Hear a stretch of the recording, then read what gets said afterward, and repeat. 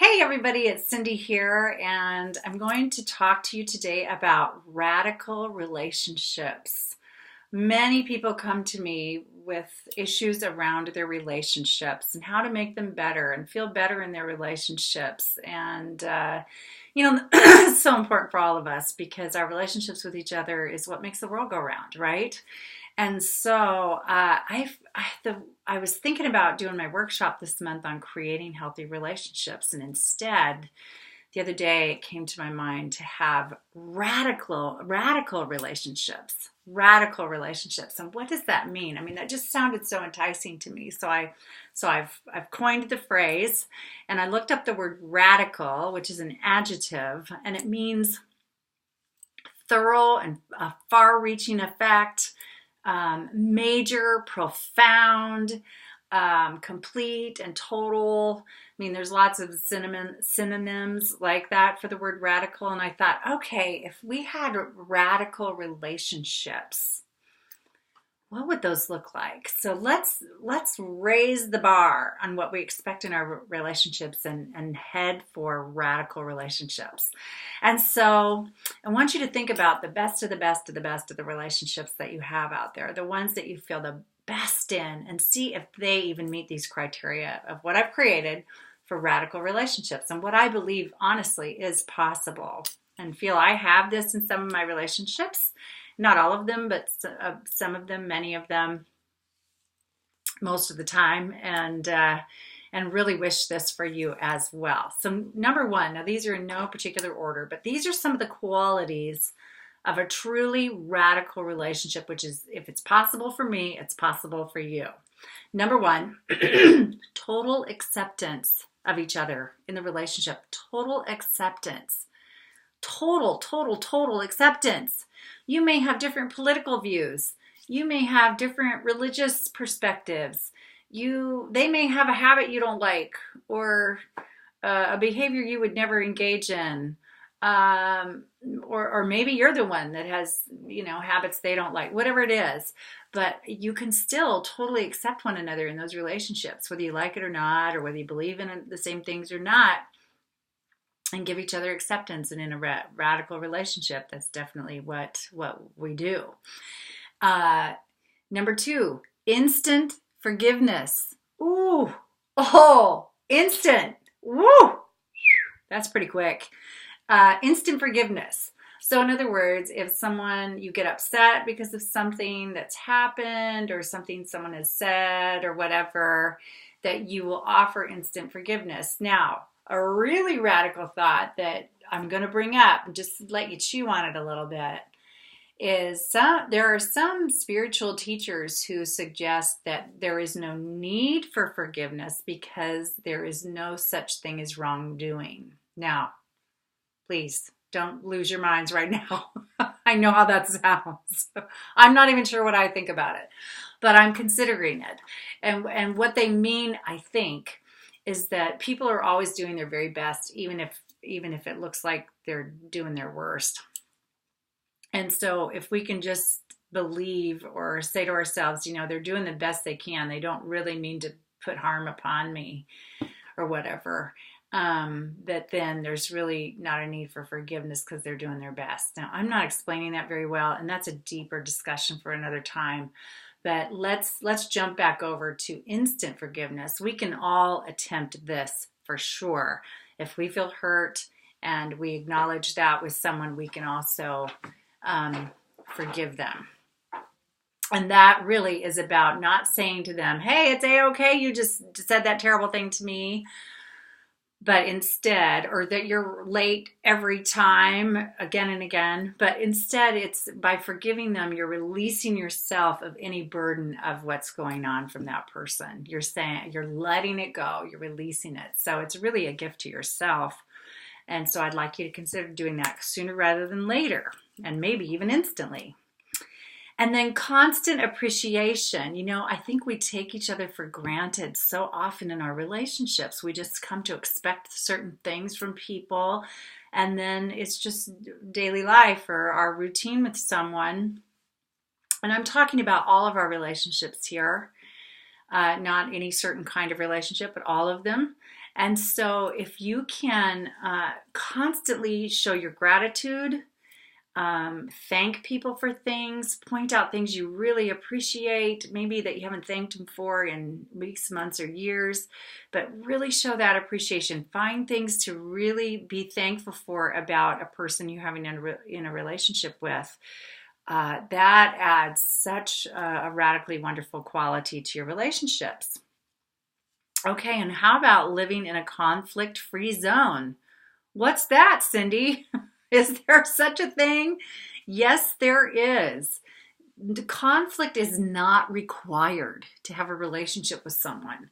Just because you're in a relationship with people doesn't mean it has to be tumultuous. Not once, not ever, actually.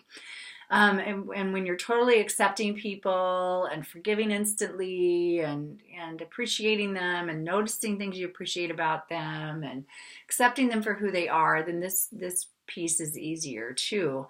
So you can think one thing about something and they can think another, but it truly does not have to lead into a conflict or an argument or violence or anything that we would label as negative.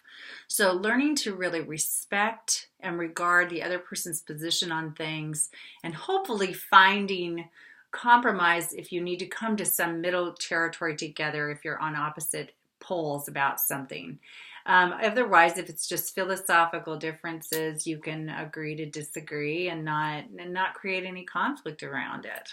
And also remember that when someone's coming at you with something, if they're just, flying off the handle or saying things they don't really mean or whatever, you also don't have to create a conflict around that. You could just, remember that we don't want to take anything personally or make any assumptions about what that person's going through at the time. And we don't have to take on whatever they're going through. And we can go, okay, I see that you really have a lot on your mind right now, or you're really upset right now, and I love you, I appreciate you, I care for you, but I'm not going to take that on right now. That's yours, and let me know when if there is something I can do to contribute to you getting in a more peaceful place right now, and just kind of let them figure out what their problem, what they're harboring and what's going on with them. So you don't have to you don't have to feed a fire and make things worse. Usually what happens with humans is we escalate, right? One person gets a little louder, one person says something, then the next person says something back, and we snap and we I've done this in the past too, and but it's not necessary at all. It doesn't have to be that way at all. So why not give that up? That'd be radical, wouldn't it? Okay, complete honesty. Ooh, complete honesty, 100% truth-telling. But telling the truth with grace and love always, of course. As Cheryl Richardson, a nationally known life coach, says, we should always tell the truth with grace and love. With grace and love. And so if you can't be honest with someone, I question the value of the relationship anyway. So let's go with honesty. Let's go with the truth and see how that radically changes our relationships. But always with truth and grace, with grace and love. Okay, 100% emotional and physical and sexual safety. That ought to be a given anyway. I just wanted to mention it. So you know what that looks like for you, what that means to you.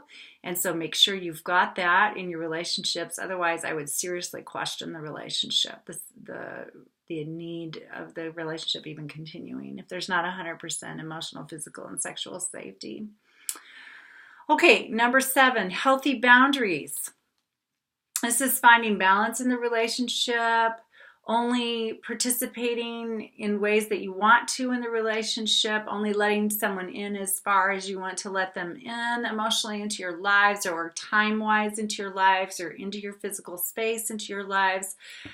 This is really how much you're willing to put forth for each particular relationship, and being very strong in your position on how much you're giving or allowing in the relationship. So having healthy boundaries, and this means you need to be able to say no to people Again, total honesty, right? If you really cannot participate in something, or you really don't want to do that this weekend, or if you're not comfortable with that arrangement, or whatever, that you put the boundaries where you need to feel good in your relationships.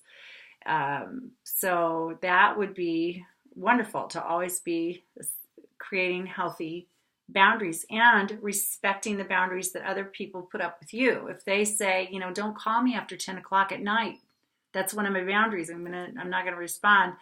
Then don't call them after 10 o'clock at night, unless it's an extreme emergency, of course. That's a little simple example, but there's all kinds of them. Maybe your best friend doesn't allow drinking in her home, drinking alcohol in her home. Don't come walking in with your six-pack. That's disrespectful of her boundaries. Go drink somewhere else. It's okay. Or don't go over to her house. Have her over to your house and do what you want to do, or meet somewhere else and you each do what you want to do. But those are all kinds of boundaries, right? I have a rule in my car. If people are not in the seatbelt, I don't start the car. That's one of my boundaries. The car's not moving until everybody's got their seatbelt on. So that's one of mine. So if you're in a relationship with me and you want to get in my car with me as the driver, you're going to wear your seatbelt or you're not going. That's basically the rule. So, so establishing healthy boundaries makes relationships radically wonderful also. And then number 8, our relationships should always be evolving, always growing. Someone said in the world, we're either growing or dying or something like that. And I kind of feel that way about relationships, like they should always be evolving, always be shifting with our lives as we're shifting and growing and maturing and changing and things like that. And so if your relationships feel stagnant, feel like kind of like, ugh, or they're getting worse, or something, look at it as an opportunity. How can I grow from this experience with this relationship? And can we evolve and grow together?